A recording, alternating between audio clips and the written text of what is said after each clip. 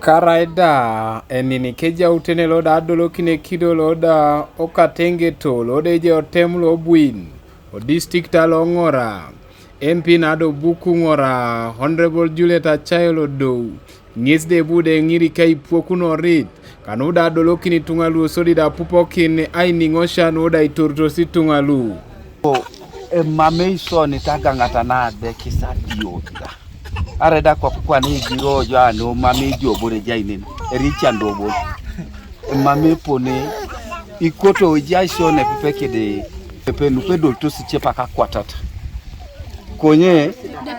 itutoniti so nete ai boy kide duya nare mame so miroda ikoto ngoni tungana ni epinga ikini so just private da tete ripera atachana kikapo ajasi kide duene peni konye mame odolo kimbia sado kitati na ngari duwe ngunu kinga ikoto kinja losi torengi na no makine simbe jatoni inyoje sedo pe jadolo resani kanyango anuna retiono halo city nono kokonye swani ninu akipi kwa nete atongoje titbejo no patana do bere timot konye imonyiso ngupongu ojepo ne dolno to ne peno patana ka uno so mami jeni mam so bala be pero jongunu kiere konye imonyo jodange pange na achepa kota kana gangat na pero asomborongu Romo tunga la bua ta kere nesi namba wana bunera dolo kini so awanyu na tio kiso ni jari so to mane rene pol jai so ke dichani lwa kipi nesi borene pol osodi ko ende to wailo kani sana lipito to iso dai ngara kini so keda kirono ashoma to polo ko keda deki boro mne lipito so ngara kini so pito so jo kwa bitunga na tingeto ingara kiso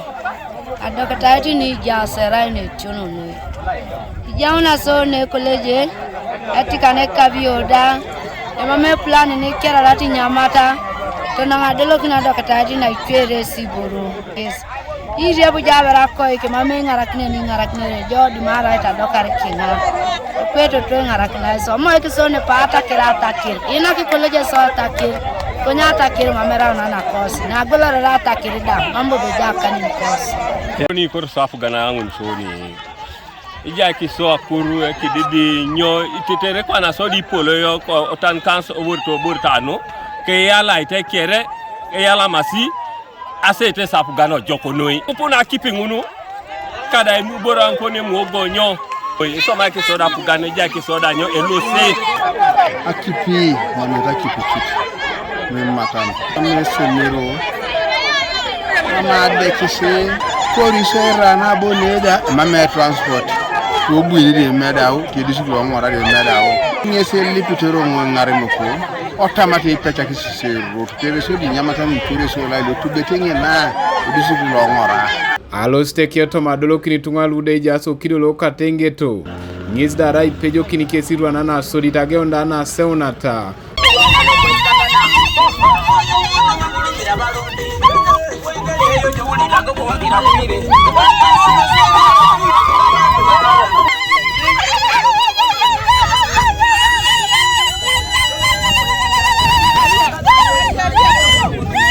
Honorable Juliet Achayolo do ngiso buda isumuni ko bala da ebe buni ngesa tamano epedori kere kanoda anyune be agangat ne peke da pol na de Emonyete tungalo kido lo Katengeto ngisde dolo kinike. I know that Katengeto is a marginalized community. It's isolated completely from the rest. I was told last time when we had a meeting in Koidike, they told me number one, you needed 200 chairs. My key issue second is to give you the 200 chairs that I promised and the 10 taplings that will come by end of April.